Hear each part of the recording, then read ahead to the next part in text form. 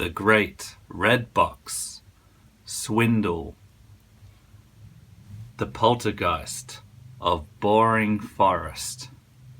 I mean, Borley Forest. Let's unwrap it.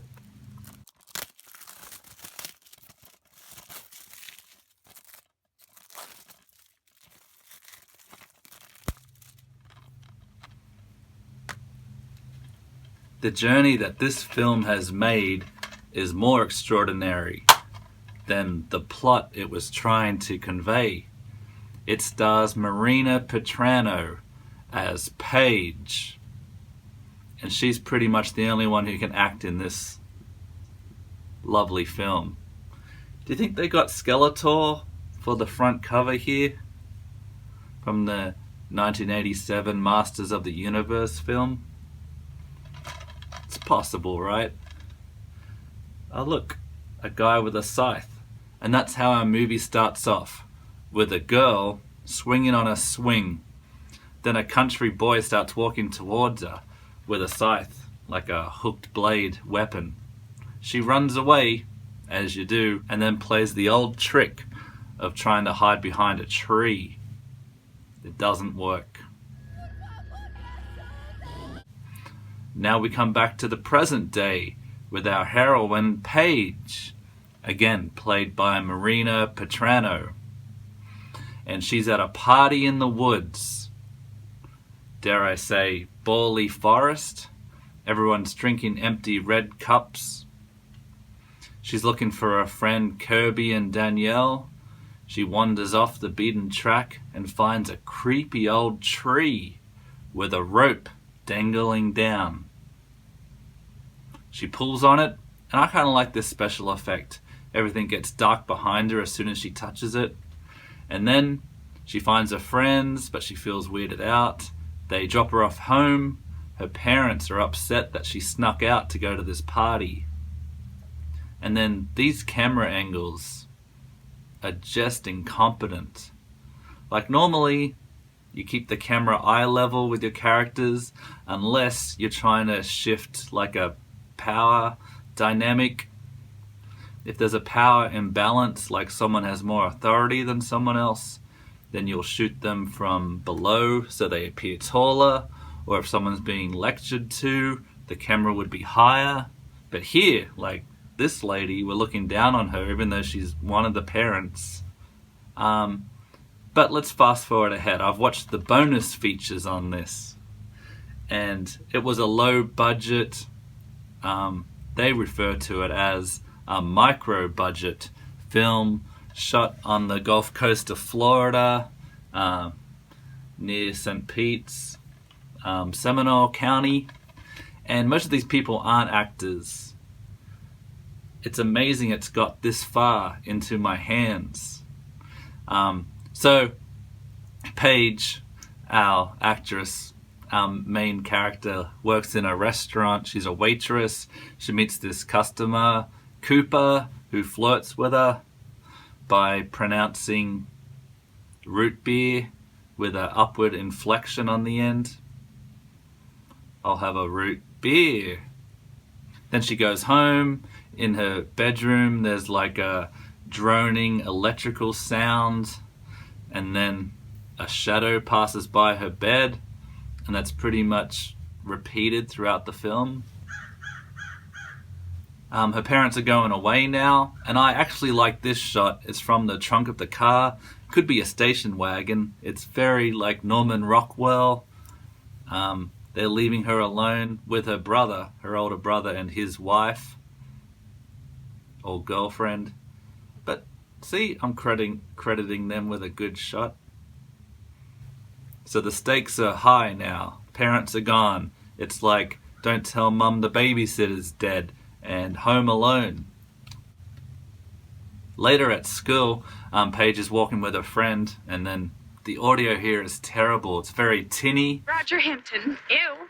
Well, I'm not asking you if you like them. I'm asking you if they like you. Looks like they've gone in and like taken out wind noise, but in doing so, like taken away the bass in their voices. And then she gets in a car, but then when Paige drives by, she sees someone in the back seat. Dun dun dun.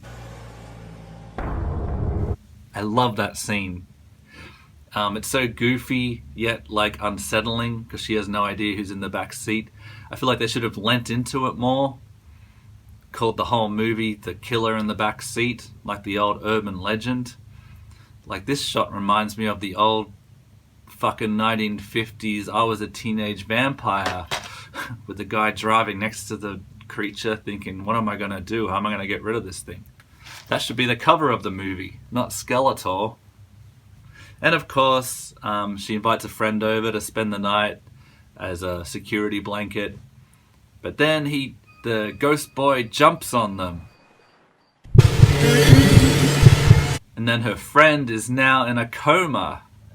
Don't you hate it when that happens? So she goes to her other friend's house who has a Poltergeist book. Then her mum sees them reading it and says, you should talk to the author, Dr. Herdungo. They go to Dr. Herdungo's office and he connects the paranormal activity that Paige has been experiencing in her bedroom with her trip to Borley Forest. He says that place has bad mojo. And then in the 1950s, 2 locals disappeared there. How many locals disappear in a forest every year? Is it really paranormal? Or just bears are hungry? But I digress. So they go to the library. I love a good library research scene. We don't get them much anymore, thanks to the interwebs. But they're looking through old books and then find an article about a missing girl. That's probably Swing Girl from the beginning, who tried to hide behind the tree. Then there's a young man, Raymond, or Ray, from the 1950s. So we think that Ray's in the corner of her room. She asks him to leave, and he says, "You will love me," which I think was the original title to this film. In fact, I know it was. And that's a very interesting story that we'll get to. This movie has had several names, if you can believe it. So Paige once again is in a restaurant job. She goes out the back door and bumps into Cooper again. It's a romantic scene where they kiss. At least it would be if there wasn't like a air conditioning running in the background for the whole scene. So one of her other friends now, the one who's not in a coma, is sleeping over in Paige's room. And then she gets up out of bed, opens the door, and then starts screaming. And we don't see what she's screaming at. And then the ghost boy just walks in. He starts using like force magic.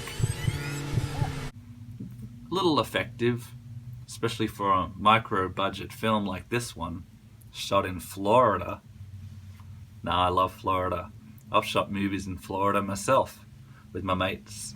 Check out Through a Painting Darkly. They then go back to Boring Forest with the author, Dr. Hanungo. But unfortunately, he's taken up into the sky and ripped apart, and then a scary face appears.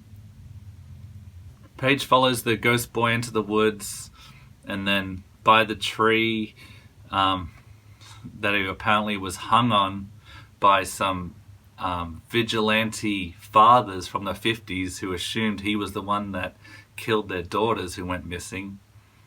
But then Paige's brother Tommy comes out with the scythe and kills the ghost boy. He explodes in flames, and it's a happy ending until they go back home, and then, oh no, they killed the wrong ghost boy. Apparently he had a brother called Roy, and Roy has been the one in her room. Dun dun dun. So a chilling ending to a quite frightening film. But let's talk about the afterlife of this film. So, according to the special features, which I watched all of it, they made this film back in 2011 around St. Petersburg, Seminole County, Clearwater, my old stomping grounds. A lot of short films and independent films are made in that area. I myself made some. Okay, so they made this film in 2011, And Paige, the main actress, Marina Petrano's own journey is way more astonishing and interesting than her two-dimensional characters. This actress has been through everything. So she made this with like her friends, I assume, in 2011. Again, she was a great actress in this. She's probably the best thing about this. And then I think Amazon was like the next step, where the name was changed from You Will Love Me to The Poltergeist of Borley Forest. And then it achieved some kind of fame on Amazon, and then distribution was given to Walmart. And here is Marina Petrano biting a copy in Walmart. I can't blame her for that. Yum. But her story does not end there.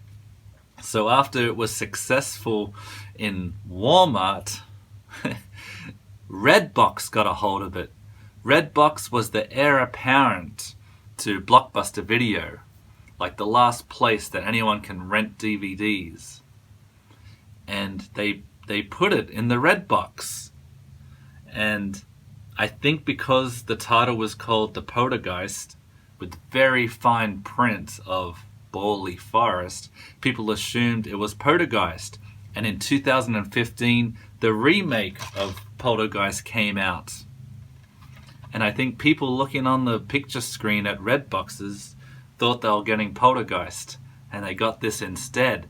And then something amazing happened. It became the number 19 most rented DVDs in Redbox nationwide. And again, Marina Petrano commented on this. But the story doesn't stop there with old Redbox. Oh no. Netflix, the most popular streaming service, then got past this. And again, the title was changed. This time to American Poltergeist 2.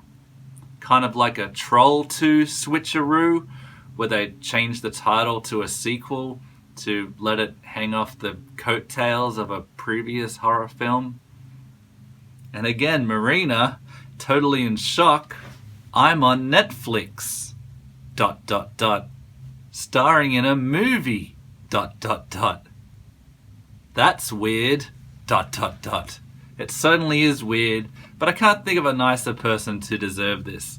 So he found that on her Instagram. Turns out she's like a circus performer. Really cool girl.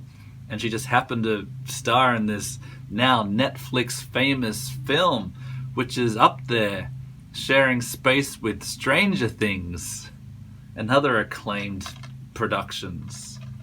And that's the story of the little movie that could. A lot of people think this is some kind of scam, but these young filmmakers try to reach for the stars, and they achieve such success. Even though this wouldn't be anyone's like cup of tea, certainly not mine. I do have a standard though, whether does this beat just having the TV off with a black screen? Yeah, I'd rather watch this. Have you seen The Poltergeist of Borley Forest? Good. See you later.